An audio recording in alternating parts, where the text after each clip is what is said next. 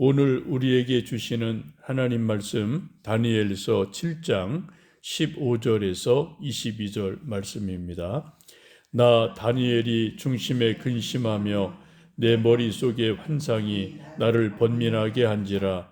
내가 그 곁에 모셔선 자들 중 하나에게 나아가서 이 모든 일의 진상을 물으매 그가 내게 말하여 그 일의 해석을 알려주며 이르되 그 내 큰 짐승은 세상에 일어날 내 왕이라.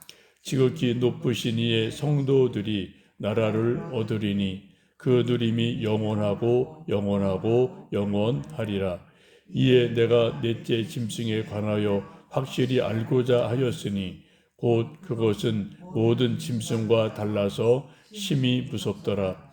그 이는 죄요 그 발톱은 노시니 먹고 부서뜨리고 나머지는 발로 밟았으며 또 그것의 머리에는 10뿔이 있고 그 외에 또 다른 뿔이 나오매 새 뿔이 그 앞에서 빠졌으며 그 뿔에는 눈도 있고 큰 말을 하는 입도 있고 그 모양이 그의 동류보다 더 커 보이더라. 내가 본즉 이 뿔이 성도들과 더불어 싸워 그들에게 이겼더니 옛적부터 항상 계신 이가 와서 지극히 높으신 이의 성도들을 위하여 원한을 풀어 주셨고 때가 이름에 성도들이 나라를 얻었더라. 아멘. 오늘 이제 마지막 12월 31일 새벽에 다니엘서 7장 15절 이하 말씀을 보게 됩니다. 다니엘은 대단히 지혜로운 사람입니다. 성경의 인물 가운데 꿈과 환상을 가장 잘 해석하는 인물로 소개가 됩니다. 바벨론 제국의 왕들, 페르시아 제국의 왕들의 꿈과 환상을 거의 다 다니엘이 해석해 주었습니다. 그런데 그런 대단한 다니엘이 지금 큰 혼란과 근심이 생겼습니다. 15절 보시면 나 다니엘이 중심에 근심하며 내 머릿속에 환상이 나를 번민하게 한지라고 말씀합니다. 다니엘이 여러 왕들의 꿈과 환상을 척척 풀어 주었지만 막상 자기가 본 내 짐승의 환상을 보고 해석을 할 수 없어서 크게 당황하고 고민하고 번민을 했다고 말씀을 합니다. 분명히 다니엘이 본 내 짐승에는 하나님이 하실 일을 나타내주는 계시적인 환상임에 틀림이 없는데 이게 자기가 꾼 꿈이고 환상인데 다니엘이 모르는 거예요. 그 이전에는 느부갓네살 꿈과 환상은 다니엘이 다른 사람의 것을 알아내고 또 해석을 해줬거든요. 대단한 그런 다니엘인데 막상 자기가 꾼 내가 본 환상을 알 수가 없으니까 다니엘 마음이 큰 근심이 생기고 번민이 생겼다. 마음이 불안했다라고 성경은 말씀합니다. 우리도 인생을 살다 보면 어떤 계시적인 꿈을 분명하게 꿀 수가 있는데 그 꿈을 뜻을 알면은 염려가 안 돼요. 기쁨이 있고 확신이 있죠. 근데 꿈에 분명한 내용이 뭔가 있는데 내용을 알지 못하면 두려움, 염려가 생기지 않겠습니까? 또 우리 인생의 고난과 환난을 당할 때도 있는데 그거 뜻을 분명히 알면은 능히 이길 수 있고 견딜 수도 있습니다. 그런데 뜻을 모르면 엄청 불안하고 힘든 것 아니겠습니까?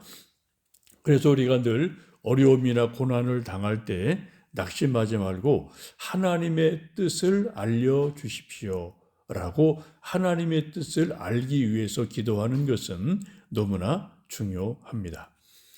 도저히 다니엘이 이 짐승 환상의 뜻을 알 수가 없게 되고 불안한 마음이 생기니까 천사들에게 묻게 됩니다. 16절에 내가 그 곁에 모셔선 자들 중 하나에게 나아가서 이 모든 일의 진상을 물으매 그가 내게 말하고 그 일을 해석해 주었다고 말씀을 합니다.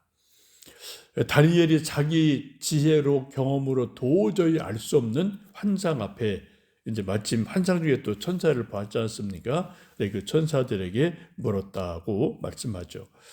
에스겔 40장에서 48장에 에스겔의 환상이 나오는데 이것도 엄청 복잡하고 깊은 영적 의미가 있는 환상이죠. 이때 에스겔도 이 환상의 뜻을 알지를 못해요. 분명히 하나님의 뜻은 있는데 그 뜻을 모르니까 에스겔도 천사에게 질문을 했다라는 말씀이 나옵니다.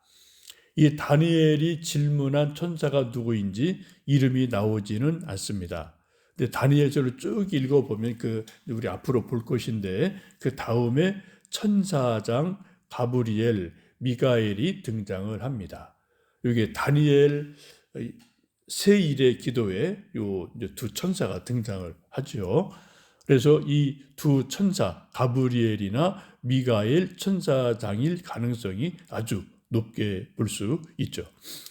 천사는 우리가 잘 아는 것처럼 하나님의 일꾼으로 우리 구원받은 백성들을 도와주는 하나님의 일꾼이기 때문에 이제 다니엘이 이 두 천사장 중에 한 분에게 아마 물었으리라고 이제 보는 것이 성경적입니다. 그때 천사가 대답을 하죠. 17절에 보시면은 내 큰 짐승은 세상에 일어날 내 왕이다라고 알려줍니다. 그리고 짐승이 단순한 짐승이 아니라 앞으로 쭉 역사 가운데 등장할 그러한 제국 왕들이다라고 말씀을 하죠. 그래서 바벨론 제국, 페르시아 제국, 그리스 제국, 로마 제국으로 이제 많은 성경학자들은 이것을 보게 되죠. 근데 다니엘이 이 네 짐승 중에 가장 눈길이 가고 마음이 쓰이는 것은 네 번째 짐승이었습니다. 그게 가장 궁금했어요. 19절에 보시면 이에 내가 넷째 짐승에 관하여 확실히 알고자 하였으니 그 앞에 있는 짐승들 그 이해가 됐어요. 사자, 곰, 표범 나름대로 좀 이해가 됐는데 넷째 짐승은 뭐 큰 쇠 이빨이 있고 아주 싸나운 짐승이기 때문에 이게 뭘까? 그래서 넷째 짐승에 관하여 확실히 알고자 했다. 그래서 이것에 대해서 질문을 하게 됩니다. 여러분, 넷째 짐승의 특징은 20절을 보시면 뿔이 많은 짐승으로 소개가 됩니다. 맨 처음에는 머리에 10뿔이 있었습니다. 근데 그 다음에 또 3뿔이 나와요. 근데 또 마지막에 한 뿔이 나와서 그 모든 것들을 뽑아버리고 이기는 그런 일이 일어납니다. 이 마지막 뿔이 가장 힘이 세고 강력한 뿔인데 그 뿔에는 눈도 있고 입도 있고 말을 했다라고 아주 기괴하고 두려운 모습으로 이 넷째 짐승의 뿔들에 대해서 여러 차례 말씀을 하고 있습니다. 그래서 이게 이제 다니엘 입장에서 이게 가장 두렵고 무섭고 이상하니까 이 뿔들이 도대체 뭐냐, 이 짐승이 뭘까, 이런 거에 대해서 확실히 알고 싶어서 이제 그런 것을 물어보고 또 하나님의 은혜를 구하게 됩니다. 근데 이 뿔이 21절을 보시면 성도들과 싸웠다. 성도들이 구원받은 백성들이 이 뿔의 공격을 받아서 엄청나게 힘들었다는 거예요. 고생을 엄청 했다는 거예요. 그때 옛적부터 항상 계신 분, 곧 하나님이 오셔서 성도들의 원한을 풀어주셔서 이기게 하셨다라고 말씀을 합니다.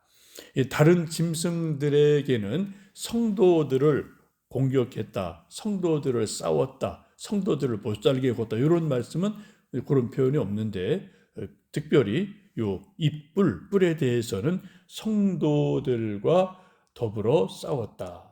21절에 나오죠. 내가 본즉 이 뿔이 성도들과 더불어 싸워 그들에게 이겼다. 하여튼 성도들을 엄청나게 많이 괴롭혔다라는 것을 성경은 말씀을 합니다. 근데 이제 나중에 이제 하나님이 오셔서 이제 성도들을 도우셔서 이기하셨다라고 말씀하죠.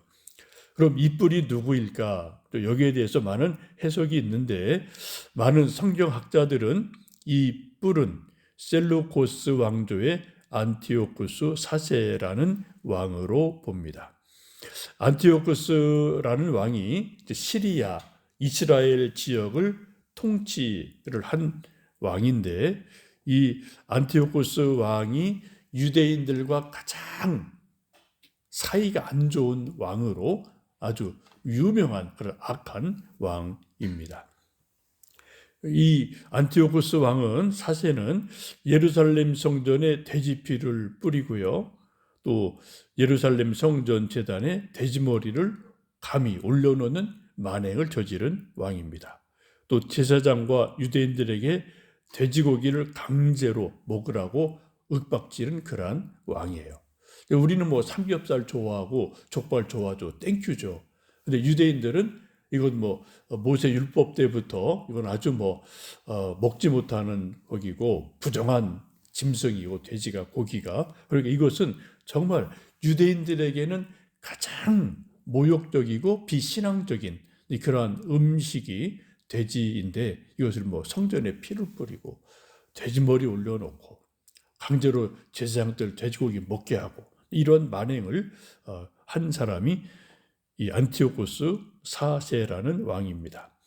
또 본래 성전에는 늘 불이 꺼지지 않죠. 그래서 성전의 등대에 늘 불이 켜 있지 않습니까? 근데 그걸 강제로 불을 꺼버리는 그런 만행도 저질렀습니다. 이런 것들이 계속 반복이 되니까 유대인들이 결국은 견디다 못해서 마카베오라는 사람을 중심으로 항쟁을 일으키게 되죠. 이때 수만 명이 죽는 일이 실제로 역사적으로 일어났던 시대가 이때입니다. 그래서 이스라엘 역사에서 유대인들의 그 역사에서 가장 잔인하고 아주 힘들고 어려웠던 시대 이때가 바로 안티오쿠스 4세 시대로 이제 성경학자들은 보고 또 이 역사적인 그러한 기록들이 많이 남아 있습니다. 이런 것들이 이제 쭉 신약에 와서도 예수님이 이러한 부분을 언급하시는 게 있어요. 마태복음 24장은 말세장이죠. 앞으로 말세에 어떻게 될 것일까요? 라고 예수님께 제자들 물을 때 말세는 징조가 이렇다 여러 가지 말씀을 하시는 것이 마태복음 24장에 나오죠. 마태복음 24장 15절에 예수님 말씀하기를 너희가 선지자 다니엘이 말한 바 멸망에 가증한 것이 거룩한 곳에 선 것을 보거든 빨리 산으로 도망가라. 그런 말씀이 마태복음 24장 15절에 나옵니다. 여기 멸망에 가증한 것, 요건 이제 요거를 뿔을 나타내는 것으로 보는 거죠. 요건 또 다르게 말하면 이제 적그리스도를 이제 말하게 됩니다. 그래서 이 적그리스도가 멸망에 가증한 것이 거룩한 곳 성전에 서게 되면 빨리 도망가라. 일단 도망가라. 이런 말씀을 하실 정도로 아주 위험한 상태인 것을 예수님께서 말씀을 합니다. 성경을 보시면 적그리스도라는 단어가 여기저기 몇 번 나오죠. 근데 이것은 한 사람을 말하는 게 아니고요. 한 때를 말하는 게 아니고 여러 사람의 긴 세월 속에서 여러 사람, 여러 시대에 적그리스도가 등장하는 모습으로 우리가 성경을 이해하셔야 됩니다. 특별히 이제 계시록 쪽에도 이런 것들이 여러 번 나오고 또 우리가 살고 있는 이 시대도 거짓 이단들이 너무나 많기 때문에 그들도 어떤 의미에서는 적 그리스도라고 볼 수가 있는 시대를 우리는 살아가고 있습니다. 이제 오늘이 2025년 12월 31일 말일 마지막 날입니다. 성경을 보시면 분명히 말세에 대해서 말씀을 하세요.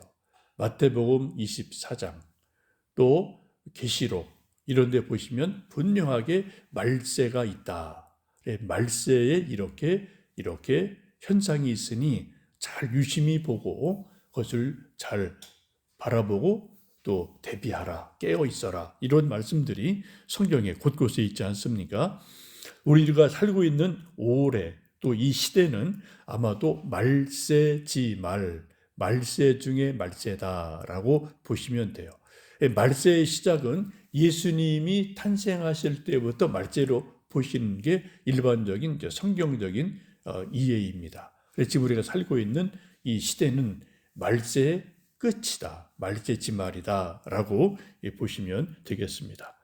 말세 지말에 나타날 여러 현상 중에 하나가 적 그리스도의 등장이 있다. 그들이 우리를 위협하기도 하고 미혹하기도 한다. 두 가지예요. 위협한다, 미혹한다. 이 두 가지가 있기 때문에 이런 늘 깨어 기도해야 될 줄로 압니다. 오늘도 한 해를 마무리하고 또 내일 새해를 준비하고 송구영신 예배를 준비하면서 감사함으로 기도함으로 한 해를 마무리하고 소망으로 또 새해를 준비하는 우리 모든 성도님들 되시기를 주님의 이름으로 축복합니다. 살아계신 아버지 하나님 감사합니다. 2025년 1년간 지켜주시고 인도해 주셔서 감사합니다. 오늘 다니엘서 7장 말씀을 읽으며 말세에 되어질 여러 일들, 적 그리스도가 나타나서 거룩한 곳에 선 것을 보는 그러한 위험들이 있음을 알게 됩니다. 우리가 늘 깨어 기도함으로 살게 도와 주옵소서. 하나님 아버지 올 1년간 건강과 믿음과 여러 열매들 주심으로 감사합니다. 한 해를 돌아보며 감사함으로 마무리하고 또 이제 송구영신 예배와 내일 새해를 맞이하며 소망 가운데 믿음 가운데 새해를 맞이할 수 있도록 은혜 내려 주옵소서. 연로하신 부모님들, 병약한 성도들 건강 지켜주시며 미얀마 선교회 귀한 분들도 축복하셔서 하나님의 은혜가 임하길 기도합니다. 한 해를 기도로 감사로 마무리하고 새해를 믿음으로 소망으로 준비하는 우리 모든 성도들, 가정, 일터에 세우신 교회 위에 살아계신 하나님 아버지 은혜와 능력과 복을 더하여 주옵소서. 예수님의 이름으로 기도하옵나이다. 아멘.